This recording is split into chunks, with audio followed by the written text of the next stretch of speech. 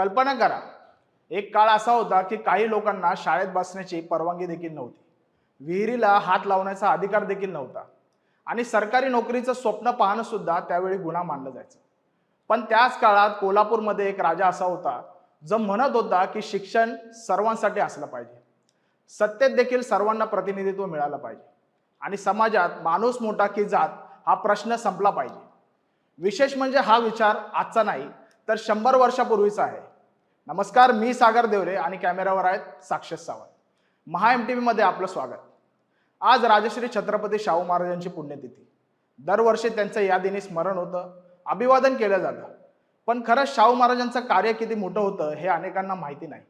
कारण आज आपण आरक्षणाबद्दल बोलतो, सामाजिक न्यायाबद्दल देखील बोलतो, शिक्षणाच्या अधिकाराबद्दल तर बोलतोच. पण या सगळ्यांची सुरुवात 100 वर्षापूर्वी एका राजाने करून ठेवली होती. आणि विशेष म्हणजे हे सगळं त्यांनी त्या काळात केलं जेव्हा समाजात माणूस म्हणून समान वागणूक देखील मिळत नव्हती. मित्रांनो, शाहू महाराजांचं नाव घेतलं की सर्वात आधी आठवतं ते म्हणजे आरक्षण. पण त्यामागची परिस्थिती समजून घेणं खूप महत्त्वाचं आहे.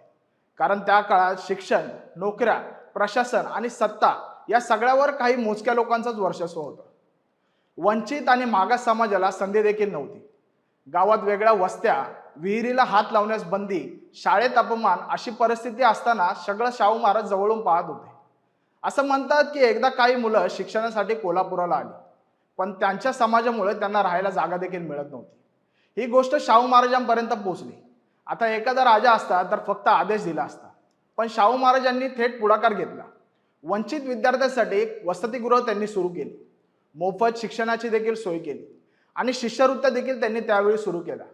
कारण त्यांना समजलं होतं की समाज बदलायचा असेल तर शिक्षणाशिवाय पर्याय नाही. आज आपण शिक्षण हा अधिकार असं सहज म्हणतो, पण त्या काळात शिक्षण काही विशिष्ट लोकांपुरतीच मक्तेदारी बनली होती. अशा वेळी शाहू महाराजांनी शिक्षण सर्वांसाठी खुलं केलं. हीच मोठी सामाजिक क्रांती ठरली आणि त्यानंतर निर्णय आला ज्यामुळे शाहू महाराजांचं नाव कायम इतिहासात कोरलं गेलं. 1902 मध्ये कोल्हापूर संस्थानात मागास समाजासाठी 50% आरक्षण लागू झालं. आता हा विचार करा की सन 2025 मध्ये सुद्धा आरक्षणावरून वाद होत आहेत, आंदोलनं होतात, चर्चा होतात. तर त्या काळात हा निर्णय किती मोठा धक्का असेल. पण शाहू महाराजांनी हा निर्णय सहज घेतला, कारण त्यांना कळलं की ज्यांना हजारो वर्ष संधीच मिळाले नाही त्यांना समान स्पर्धेत उभं करणं शक्य नाही. म्हणून त्यांनी प्रतिनिधित्वाला महत्त्व दिलं.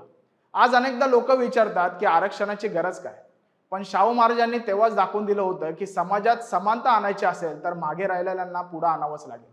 आणि म्हणूनच भारतात सामाजिक न्यायाच्या विचाराची सुरुवात शाहू महाराजांच्या निर्णयामधून दिसते. आता आणखी एक महत्त्वाचा भाग म्हणजे शाहू महाराज आणि डॉक्टर बाबासाहेब आंबेडकर यांचं नातं. त्या काळात बाबासाहेब परदेशातून शिक्षण घेऊन आले होते, पण त्यांना समाजात स्वीकारलं जात नव्हतं. अशा वेळी शाहू महाराजांनी बाबासाहेबांची क्षमता ओळखली. बाबासाहेबांच्या मूकनायक या वृत्तपत्राला त्यांनी आर्थिक मदत देखील केली. त्यांच्या विचारांना शाहू महाराजांनी पाठिंबा दिला आणि एका सभेत स्पष्ट सांगितलं की डॉक्टर बाबासाहेब आंबेडकर हे बहुजनांचे खरे नेते आहेत. आता त्या काळात एका राजाने अशी भूमिका घेणे किती मोठी गोष्ट असेल कल्पना करा. शाहू महाराजांचं काम फक्त आरक्षण, शिक्षणापुरतं मर्यादित नव्हतं. त्यांनी अस्पृश्यतेविरोधात उघड भूमिका घेतली. सार्वजनिक विहिरी, धर्मशाळा आणि शाळा सर्वांसाठी खुल्या केल्या. अनेकदा ते वंचित समाजातील लोकांसोबत बसून देखील जेवत असे. आज हे साधं वाटेल, पण त्या काळात ही कृती म्हणजे थेट सामाजिक व्यवस्थेला आव्हान करणारी होती. महिलांच्या शिक्षणासाठी शाहू महाराजांनी मोठं काम केलं. बालविवाहासारख्या प्रथांविरोधात त्यांनी आवाज उठवला होता.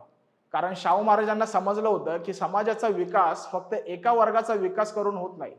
शेवटच्या माणसापर्यंत संधी पोचली तरच समाजाचा खरा बदल होऊ शकेल.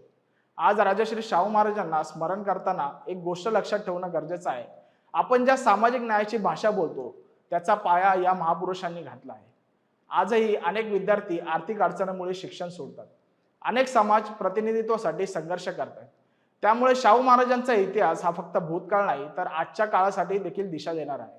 आणि म्हणूनच शाहू महाराज फक्त कोल्हापूरचे राजे नव्हते, तर सामाजिक न्यायाच्या लढ्याला दिशा देणारे एक दूरदृष्टीचे नेते होते. अशाच ऐतिहासिक, सामाजिक आणि महत्त्वाच्या विषयांवरील व्हिडिओसाठी महा MTVच्या चॅनलला लाईक करा, शेअर करा आणि सबस्क्राईब करायला विसरू नका. धन्यवाद.